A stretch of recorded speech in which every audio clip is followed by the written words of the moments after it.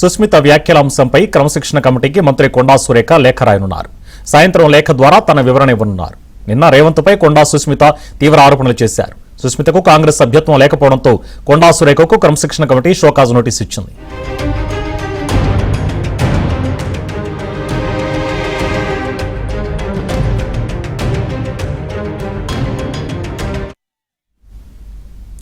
కొండా సుస్మిత వ్యాఖ్యలు బాధాకరమని తీవ్రంగా ఖండిస్తున్నామని టీపీసీసీ అధ్యక్షుడు మహేష్ గౌడ్ అన్నారు. ఈ వ్యవహారంపై మంత్రి కొండా సురేఖకు ఇప్పటికే షోకాజ్ నోటీసులు జారీ చేశామని, మంత్రి పదవిలో ఉన్నందున ఆమె నుంచి వివరణ కోరినట్లు చెప్పారు. వివరణ వచ్చిన తర్వాత తదుపరి చర్యలపై నిర్ణయం తీసుకుంటామని అన్నారు. కాంగ్రెస్ లో ప్రతి ఒక్కరూ పార్టీ విధానాలకు అనుగుణంగా పనిచేయాల్సిందేనని మహేష్ గౌడ్ తేల్చి చెప్పారు. సుస్మిత కానీ చిన్నారెడ్డి గారు ఎవరు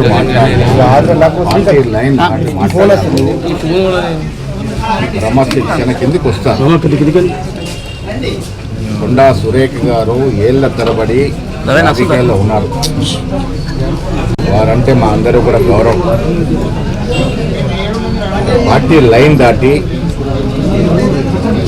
కొండా సుస్మిత గారు మాట్లాడినట్టు వ్యవహారం చాలా బాధాకరం. దాన్ని తీవ్రంగా ఖండిస్తూ ఉన్నాం.